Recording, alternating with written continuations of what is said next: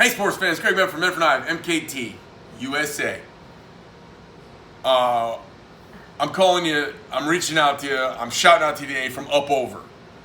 That's what I've decided to affectionately call the opposite of down under. We're up over. Down under. Down under. In Australia.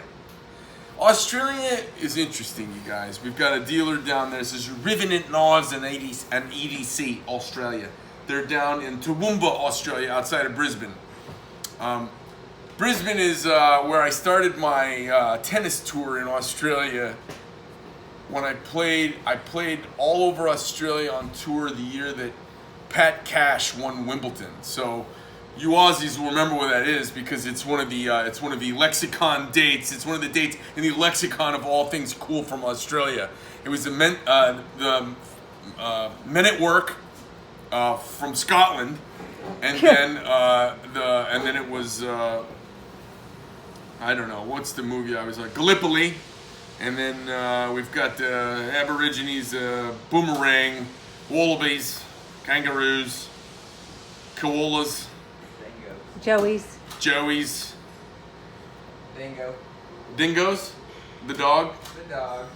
Yeah, I was playing golf down in Australia, and I remember I came up on this green, and all there were these, not wallabies, what do you call them? The kangaroos, all lounging out on the green, just hanging out, and my ball bounces out on the green. They didn't even move. They were just hanging out, like, looking over at me, and they've got babies hanging off them. And I said, I love Australia. I want to tell you what I think about Australia, okay? I thought when I was 17, 18 years old, bumming around Australia, sitting on a mail train on bags of mail, freeloading around the country. I never bought a hotel room the whole time I was there. I stayed with Australian girls and their families. They were friendly, they liked my accent, they thought I was gentlemanly. Because the Australian guys up here have a really sexy accent, but they were kind of chauvinistic. And I apparently came off as very gentlemanly. And the girls just, I always said, if something happens in America, like Joe Biden becomes president, I'm going to Australia because the girls like me. And they think, up here in America, the girls all think I'm an animal and I should be locked away in a cage that says open for war. And in Australia, they just think I'm gentlemanly. And I think it's because their grandmothers whispered sweet nothings in their ear about the GIs that came through there in World War II. But I loved Australia. I thought it was beautiful. I surfed a little in Surfer's Paradise. I stayed with a family outside of Surfer's Paradise. I met this gal, and she brought me back to her house to meet her family, which was really weird. And then her family had me stay with her, and then I went to the public school with them for 2 weeks and played on a rugby team. How weird is that? That could never happen anymore. Went to Canberra and played at the Australian Institute of Sport. But I remember everyone was crazy about Pat Cash at the time because he had won Wimbledon. So that was the year. I don't even remember what year that was. Good times down in Australia. Went skiing above the tree line in New Zealand before it was popular to do so because of Lord of the Rings and Peter Jackson. Blah. But we just had a great time down in Australia. I thought the people were lovely. I had never played on grass and clay courts so much. And now to have our knives headed down there, it's great. I think Australia's been I ran into Australian troops when I was in the Middle East. I think they've been a great ally, and I wish them nothing but the best in their ongoing battle with the Chinese Communist Party.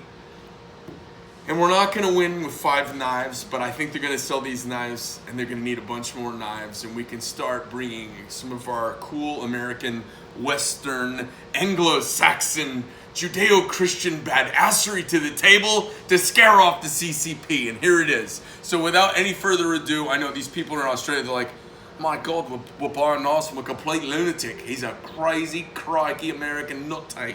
So down here on the knives, please, if you would. So my apologies to Philip, a good Jewish guy, Fitzpatrick. Philip, thank you for joining the family, and we're sending you your first little taste of knives. So we've got a Praetorian Genesis T, fully sculpted, black PVD blade. Twisted Predator. PVD hardware and Twisted Predator. So this is a Twisted Predator. I don't know if that's a name it's kind of a name you need a shower after saying he was a Twisted Predator. Anyways, it's got a Twisted Predator pattern handle on it. What are you calling this, Amy? Chainmail or dragon scale or sort of cobblestone, it kind of depends. Well, if you're Australian or from the British lineage, chainmail or dragon scale is perfect, right? Because they were basically, all their mythologies around fighting dragons and wearing chainmail off into battle. So perfect. A Praetorian Genesis T Tonto as opposed to a drop point with a different dress on it. Full PVD hardware and clip. Lovely sculpting. It's all done by hand, of course. We've got a slim midi here in Tonto. This is my favorite size knife that we've made the last few years. These all have got really lovely actions. A Micro Praetorian T. It's got a Vulcan finish that kind of looks almost, this is all perchance, folks, and it looks like it was done to match. Lovely. And another Micro Praetorian T that's got full sculpting that was sent out for Armalube afterwards. So this is a full blackout sculpted Micro Praetorian T. So for those of you in Australia who may be a little new to our brand, besides the fact that I'm a brash, outspoken, on your sleeve kind of guy, I want to say two things. First of all, the reason that I am the way I am, you can blame Aristotle. Because Aristotle said, what is the most important trait, young people, that he was speaking with on the steps in Athens? And they all named this virtue, and this, and honor, and this, and truth, and fact, and mathematics. What is the most important human trait? And he said the most important human trait is courage. It's more important than how smart you are. It's more important than what university you went to. It's more important than how nice or polite you are. Courage. Because without courage, there is no room in civil society for truth. What's the hardest thing you do when you're 10 years old? Tell the truth when you know it's going to hurt. Courage is the most important human trait beyond and above all else. And it is why we still tell the stories of Achilles and Agamemnon and the ancient Greeks and the courage of going up against the gods and their fate. The courage to speak your mind's a rare thing. What's interesting about it is when you do it, you will scare off some people who don't like your truth talking because they disagree with you. They're scared by it. There's a whole nother group of people who jump right in behind you and they start speaking their truth. And when we all speak our truth, you can actually get something done. Even if we don't all agree, we can come to some compromise that's based in truth instead of bullshit. That's what we do. That's what I specialize in. And our knives are a reflection of my zeitgeist. When you pick up one of my knives, what you'll notice is I'm not trying to kiss your ass with a knife. My knife speaks for itself. It has no play in any direction. They lock perfectly. There is no wiggle anywhere ever. If there's wiggle, someone's taken it apart. If it's off center, someone's loosened it.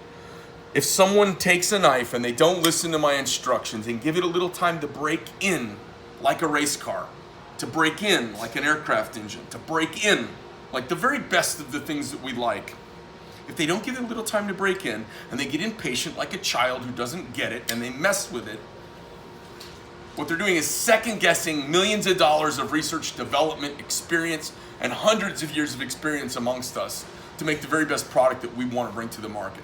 And the product I want to bring to the market, it does not kiss your ass in the case. It gets your attention and you open it up and it feels different. And it feels different because I'm not trying to stroke money out of your wallet. I'm trying to show you I have a different perspective of the world. A tool that is stiff when you get it will break in lovely and stay that way forever. A tool that is lovely when you get it will break in loose. In my experience, 50 years walking the little third blue marble from the sun. So, as you get your whistle wetted on Medford Knife and Tool down in Australia, I want you to remember, I'm not a production knife company, I'm not a Chinese knife company, I'm not a plastic washer knife company trying to kiss your ass. I'm trying to be here with you truthfully for the long run. We make a badass knife meant to last a badass long time and stay the same and be reliable. Whether you're in Brisbane, whether you're on the Gold Coast or you're way in the outback all by yourself, I want the knife to be there for you and be perfect. And remember, the most important thing, according to Aristotle and Greg Medford, is the courage to go through life and be true to thyself. Greg Medford, Medford Knife, MKT USA. Amy on the camera. Those choices, mostly Amy. She's kind of a lot of the artistic, colorful touch and fingerprint. You can see her gentle sensibilities and her art history degree come through in a lot of this finished stuff that you guys get to see on video these days. I hope you appreciate it.